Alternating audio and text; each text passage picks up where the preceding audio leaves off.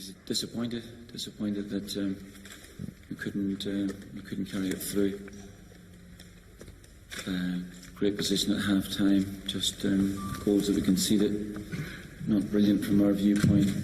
But if we take it all into consideration, then obviously very proud of the team, proud of the support that we received, and I think a combination of those both made it a real memorable trip for us. Your team should have probably beaten Sweden, beat Italy, led France, one of the favourites for the tournament, for an hour. How do you look back, and what have you learned about this group over the last 3 or 4 weeks? Well, I think that you've just summed it. I think that those performances, I thought that Sweden got us off to a really fantastic start, even though it was only 1 point. And pride and disappointment, as I think I said, they're equal measure at the time, probably because we didn't get all 3 points that we should have done. Then not so good against Belgium. Didn't play with the same intensity. Kept giving the ball away rather cheaply, I thought, in that particular game, and that was a bit of a surprise coming in the back of how well we'd done against Sweden.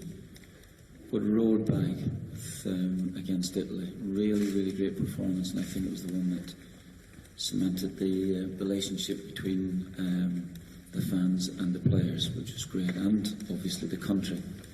And yesterday, I think that from the messages that Ian is saying that he's been getting from people in Ireland, to say that I think they were very proud of the team.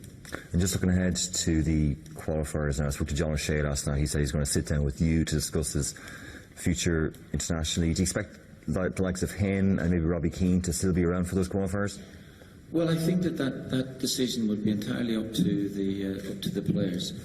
What I would really like to say, and hopefully it doesn't sound too sycophantic, the players that you've mentioned, also including Glenn Whelan in this year, they've been really terrific around the team, and I think that myself, I really probably wouldn't have been without them in that sense, you know. And it's only when you are in the tournament that you realise how influential those players can be around the players, and I think that that's great. And they took disappointment of the third game into consideration. Never let their disappointment show at all, I think. And in fact, were the first ones up to support the team. So again, I go back and say it's entirely. You mentioned about John's decision, whatever he wants to do. But he's. I don't think that he gained the number of caps he did without doing something for the nation. Martin, you agreed the contract before the tournament. Are you more excited now, looking ahead to the future, when you watch how these young players have stepped up during the tournament?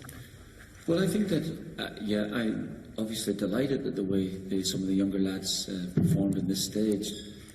Felt that a twofold thing. One, feeling that they belong there, and then doing something about it, I think, was the most important issue. So some of them have come of age, which is great, and it looks bright for the future. You know, I'm saying this, I can't at this moment. Obviously, yesterday's game still very much in the forefront of my mind. But I think that when I look back at it in the competition, maybe in the next 10 days or something like that, of time to think about it, then realise that those players have not only done magnificently now, but should be the bedrock of the team.